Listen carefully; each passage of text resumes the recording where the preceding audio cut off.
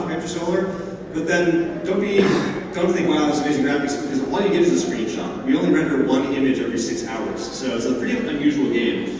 The way that it works is that there's this very rich fiction behind Extrasolar that says we launched, like the scientific agency called the Exoplanetary Research Institute, has launched a probe to an extrasolar planet in the habitable zone where there might be life. So we're going to put a bunch of rovers down there. We have like dozens and dozens of rovers, and we're going to crowdsource exploration. So you, as an individual, can apply to come in and drive a rover around the planet, using this Google Maps interface and taking photos, like a photo every 6 hours, and explore this planet one photo at a time. So once again, this is, we really try to make this look like a legitimate scientific mission. The fiction is very rich and very deep around this. The gameplay is all very consistent with the fiction.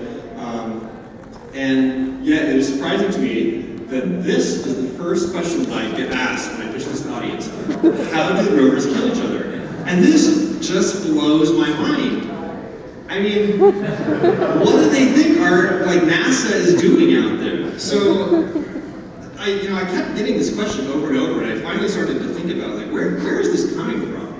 And I realized that we all have built up in our heads this large database of assumptions about what a game is supposed to be. This database of assumptions is built up over a lifetime of playing games and designing games, and this is really important. This is our toolbox. These are the notions that we draw from when we create new games. But what we need to realize is that sometimes this does box us in. And we have such rigid assumptions about what a game is supposed to be, that when it comes time to genuinely innovate, we have trouble moving outside of this box. But what's important to realize is that we made this box as ours, and if we want to, we can destroy it. And in fact, I think that some of the people in this room might say it's our responsibility to destroy this box, or at least reshape it and expand the notion of what our tool set as designers is supposed to be. So, lots of other artistic media have broken the rules over time. And when these rules are broken, the way that free verse broke the rules of poetry, stream of consciousness broke the rules of literature, surrealism broke the rules of painting, jazz broke the rules of music. And at the time, it was always very controversial. But you move on, and pretty soon these just get accepted as tools in those artistic forms. I think sometimes what we forget is that as designers in the game industry, we sort of feel like we're engineers. We're working with computers, we're doing programming, and we forget that we're an artistic medium also. So we need to be asking ourselves, who's going to break the rules of game development to allow our industry to grow? So I don't want to say that innovation isn't happening. That innovation is definitely happening in our industry, but I want to talk a little about where I personally see it happening. There's a lot of innovation in monetization. You have your microtransactions, and your free-to-play, and your embedded bets, and your pay-to-play, and your product placement, your subscription, and all sorts of things that start to kind of maybe border on, being ethically questionable. And then, there are new monetization methods that come out every month. We have innovation in promotion. So I took this quote from a website, I won't say who, but it says, our company promotes iPhone and iPad applications to put them in the top 25 in 3 days. Now, I want you to notice what it's not saying. What it's not saying here is that your application needs to have a certain quality level. All that you need to have is a certain amount of dollars in the bank, and you can pay to have things like click bot farms, pay-per installs, and click exchanges to get your app promoted. And as indie developers, which I think is a large proportion of the people in this room, that's very hard to do because we don't have $1 million to spare on marketing. So, the lesson here is that for the big companies, no quality is necessary if you want the visibility you need to sell your app. So how about innovation in gameplay? What's going on here? Well, based on what you've already seen in the previous section, what the big studios are doing is cloning what works, paying to outpromote the competitors. It's simple and effective, and it works every time. So the problem here, and part of the challenge, is that game mechanics cannot be copywritten. You can patent them, but it's very expensive and hard to do, and I would ask you, preferably not to do that.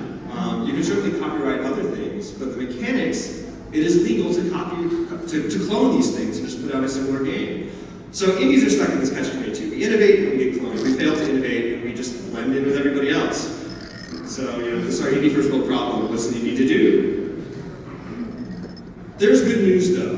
The fact that the big players have shown very little interest in innovation leaves a lot of room for us. There's a lot of room for us to make changes and make big waves in the process. So, a couple solutions. One is to innovate in form. As I said, mechanics cannot be copywritten, but form can. So when you innovate in your aesthetics. Add story, add audio that's interesting, really go out to get a talented audio artist. really build up a fiction around your characters in your fictional world. These things are protected by copyright, and they're also hard to do. Doing these things well takes time, but a good creative person can make it happen. Just one person. It doesn't take a big studio to make these things happen. So innovative form, very hard to emulate.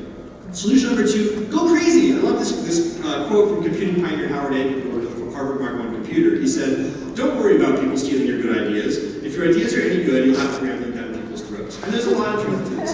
Just like in other art forms where jazz really pushed the boundaries of music, and everybody said, this is the devil's music. This is not music anymore. We can't tolerate this. Like, it takes a little while, but if you ram those ideas down people's throats for long enough, they just become part of the environment. So, I want to talk a little bit about what your highest design principle is. And I think for a lot of people, that design principle is monetization, especially for big studios. But what's important to understand is that when monetization is your number one design principle, first of all, you're limiting your design space. You're basically saying, not only am I going to operate in this small box, this tool set that we listed previously, but we're going to operate in a little small subset of that, and then use some A/B testing to do a little bit of hill climbing to kind of find a local maximum within this space. You're also competing in a space that everybody else is competing with. I mean, how many startups are there are just in this room who are, basically trying to compete in the same clone space that everybody else is doing? And I don't want to call everyone's game a clone, but we're kind of all competing for the same audience, in the same space, in the same, coding in the same languages for the same platforms. So when you're designing for monetization, you're really limiting that space.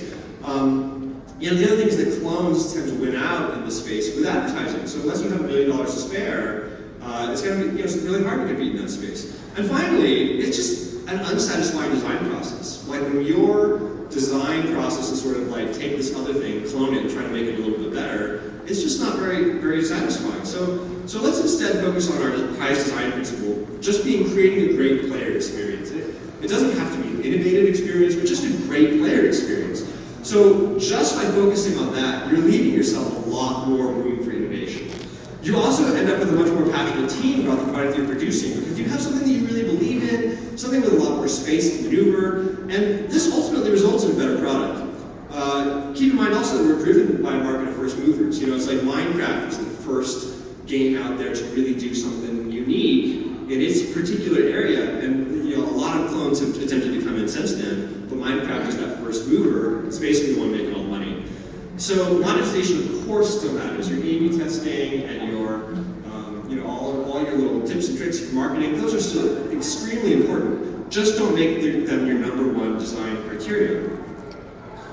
Okay, so a little bit of a disclaimer here. I'm going to talk a little bit about how Extrasolar has motivated my team to break the rules, but Extrasolar's not out yet, and it may suck.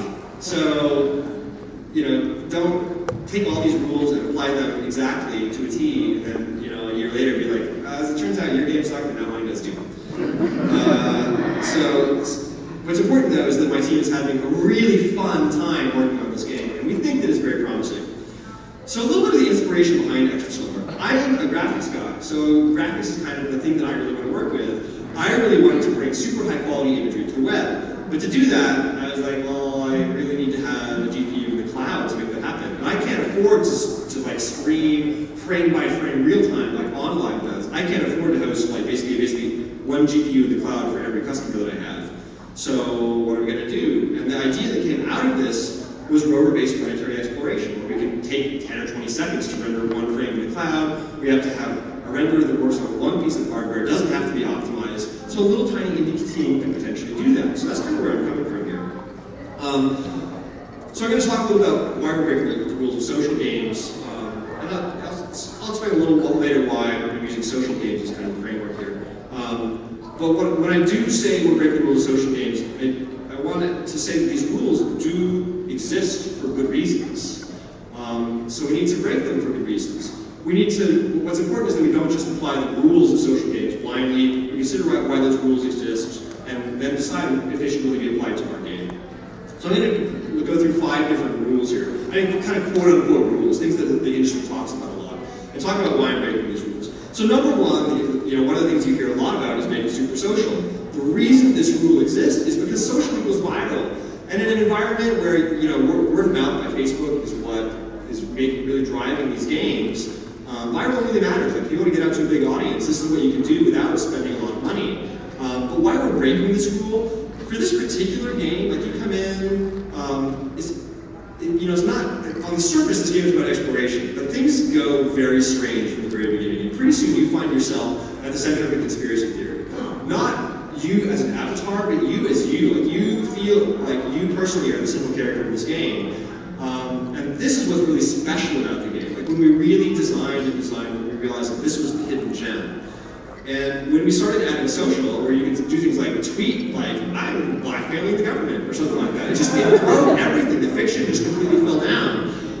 And so we have a little bit of light social. You can do things like share your non-classified photos with your friends. But for the most part, we've cut the social out. Is this a bad idea? Well, I guess we'll know when we launch the game. But I think one of the, what was important is that we decided whether this rule should really apply to us. Number two, a rule, you should sort of, a lot of these Facebook games, they say they kind of are designed around maximizing your time wasting potential. And yeah, this is important. Like, the business model for a lot of these games is either pay or wait. And I'm going to talk a little bit more on the next slide about why that rule exists. But for this particular game, we wanted to make a game that just felt different. We wanted to make a game for busy people. And some of the rules that we're borrowing from, I come a little bit from the movie industry. I spent a couple summers interning at Pixar, kind of thought that I'd end up there. And so we're sort of borrowing some of the rules that they have in their design process. I can save some questions in some area, just to, I know I'm really tight on time. And so one of the rules that we're working with, like, when you design a movie, you sort of design with, like, well, every line of dialogue should advance the story. You don't hear movie scriptwriters out there going like, how can we add a couple hours of filler to the middle of this thing, right? And it's just going to make it for a terrible experience. So we want to kind of just appeal to a little bit of a bigger audience. And this kind of ties into rule number 3, which is sort of have two currencies. Like, you hear all the time, the economic model is you need to have your two currencies. And the reason for this is that it allows for your time-rich cash-poor players to use grind currency to sort of earn their coins by spending time, or your time-rich cash-poor players, your time-poor cash-rich players to pay if they want to advance more quickly. But for our particular game, it doesn't work very well. We played around with all different ways to add grind, and we did a lot of brainstorming around this, and every time we started to implement a feature, we were like, this makes the game a lot worse. It just breaks this fictional experience that we have. And so we got rid of the grind, and we got rid of the grind currency. So we only have one currency. It's a hard currency, and you use it to purchase items directly, basically. So, another rule that we're breaking here. Another rule is that sort of this idea that the game should be designed for instant gratification. And this is very effective. It's the slot machine mechanic. Basically, instant gratification satisfies our animal desire for a dopamine kick. And this works really well. Like, Zynga, as much as Zynga has no interest in innovating, they're not going to go away, because this kind of game is just always going to appeal to people. Slot machines have not disappeared over time because people got bored with them, even though this is all you do. So why are we breaking this rule? We just want our design process to appeal to a different sense for the player. We want it to appeal to the player's sense of wonder, rather than just trying to use addiction to keep the player coming back. Also, this increases suspense, works more within our fictional world, and just makes a more coherent fictional universe. So I felt compelled to throw in rule number 5 here. And I don't think this one's written down anywhere, no one really seems to talk about it, but it sure seems to be a rule that there should be cartoony characters with huge heads. Why this rule exists is that it's approachable. And a lot of these games that we're playing on Facebook sort of evolved out of kids' games, and that standard just sort of stuck. So why are we breaking it? Number 1, I am so over it. Number 2, it's really condescending to your audience. And I think that the audience, it was one thing when we were trying to reach out to these 40-year-old housewives who had never played a game in their life and try to kind of bring them into the fold. But they have become a really sophisticated audience now. They're the ones who are now lobbying to have a customer-controlled exchange rate between your dual currencies. They really know what's up. They don't need cartoony characters with big heads to pull them into the world anymore. So why am I showing a picture of Raven and Fair here? Brenda Brathwaite and John Romero, who I respect enormously, have been going around giving me talking about how they really kind of pushed up the art level of Ravenwood Fair, and they describe this as painterly. And I respect these developers enormously. This is not painterly. These are painterly. Bastion, Journey, Love, these are games that are really pushing the art style, and I would love to see more stuff like this. So I think there are probably a few people out there who are pretty savvy who are saying, why are you talking about the rules of social games? The way that you describe Extrasolar is not a social game, it's a alternate reality game. And there's a lot of truth to that. We are borrowing heavily from the rules of alternate reality game design, but we're breaking those too. So I want to talk a little bit about those.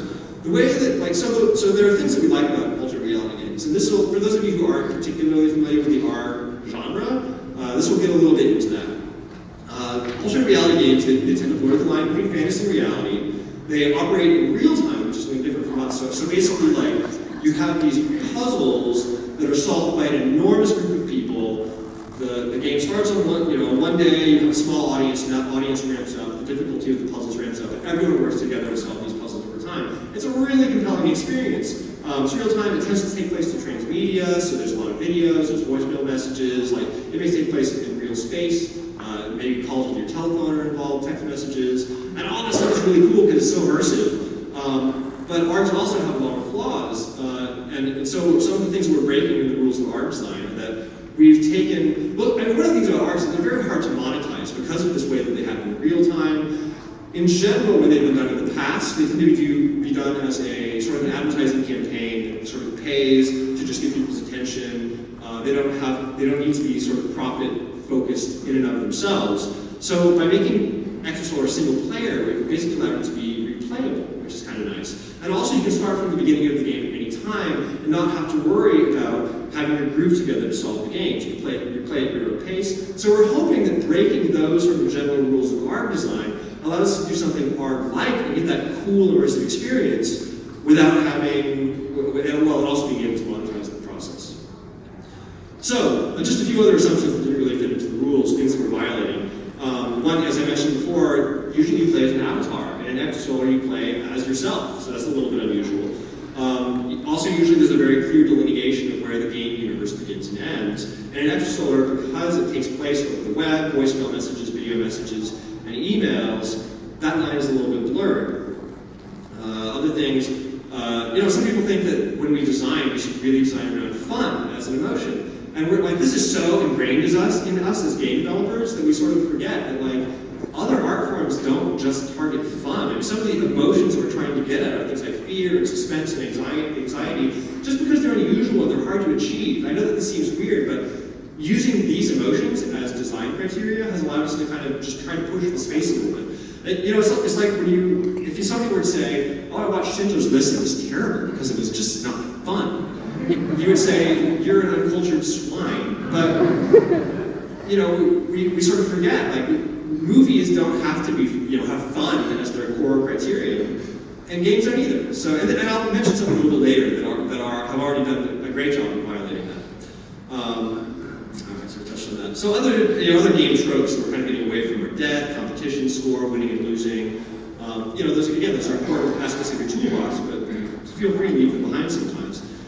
So, okay, so I'm saying, go out and break the rules, but how do you know which rules you should be breaking?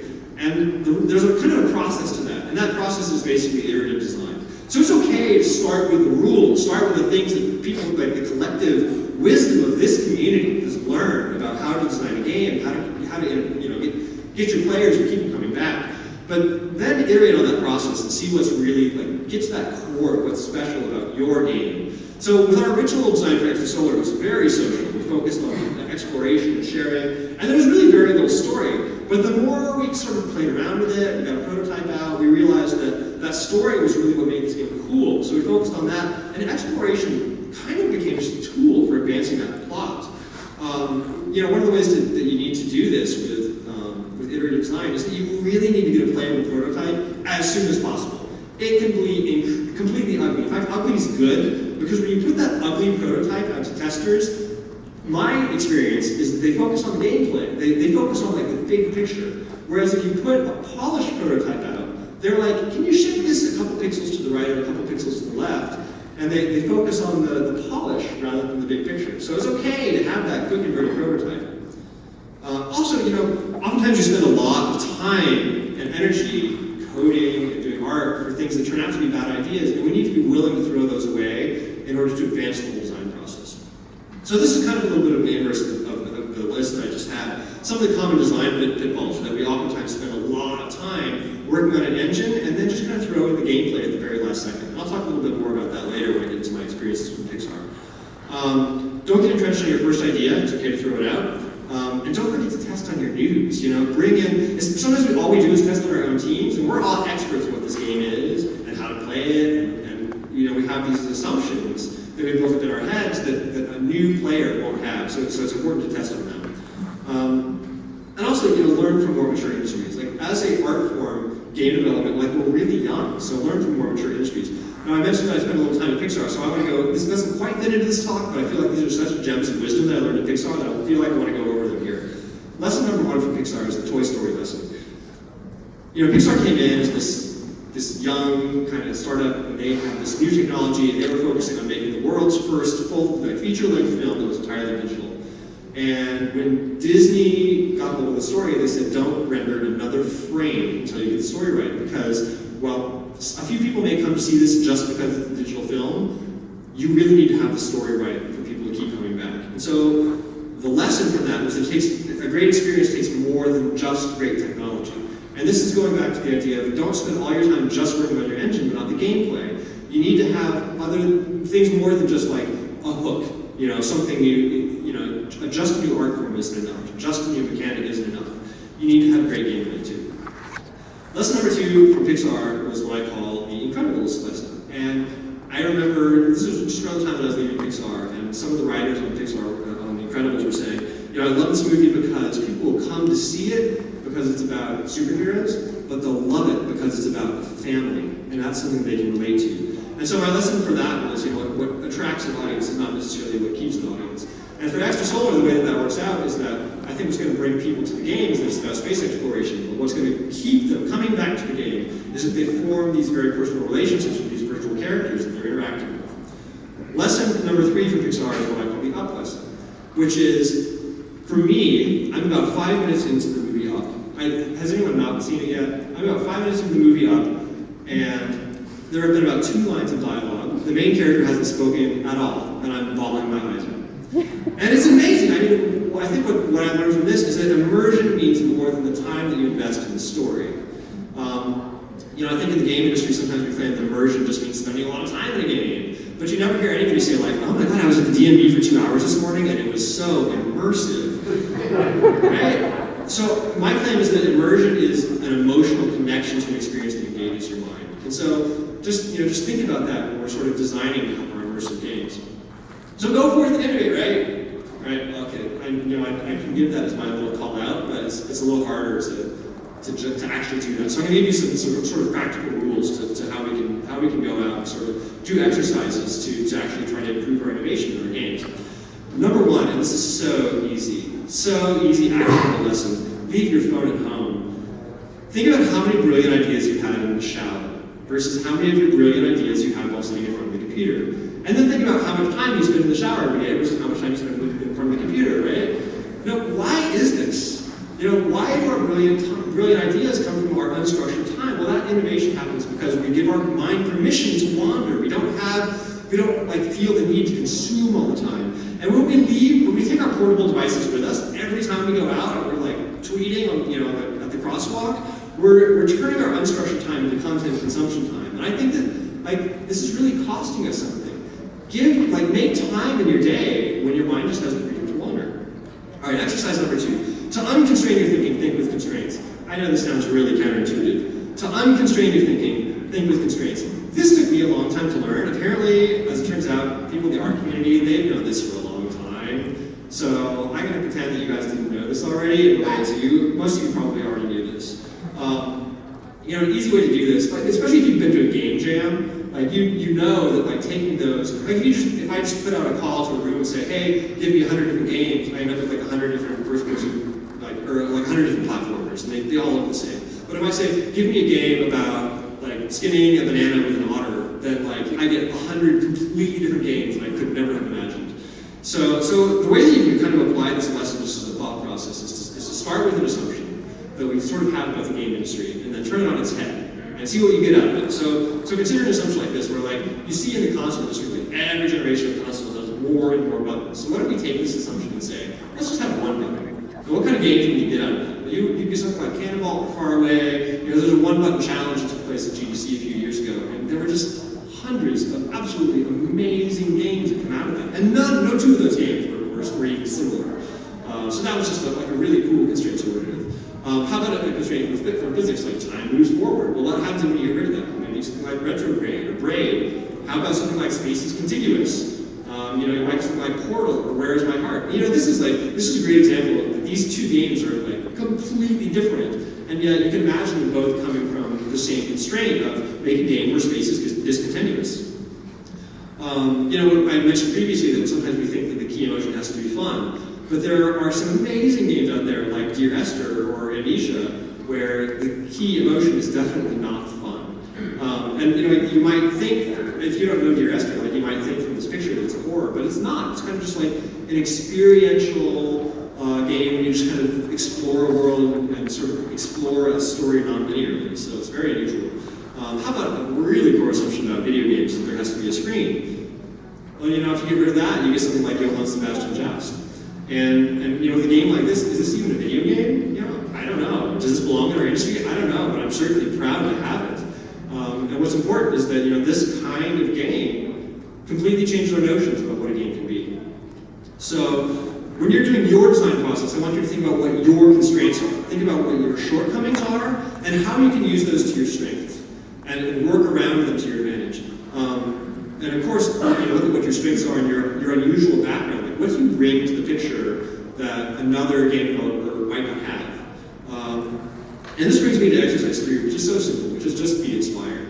We all spend a lot of time doing this, and this is really important, like going out and seeing what other people are playing, what other people are making and playing those games, and sort of understanding those new experiences. That's really important for expanding our understanding of what a game can be. But we also need to go out and be inspired by this, and this, and this, and this. And when you're done, you know, keep in mind, remember, this is not just our toolbox, but this is our set of assumptions. And if you're doing things right, when you're done, this should be forever changed, not just for you, but for everyone in the industry. Thank you for your time.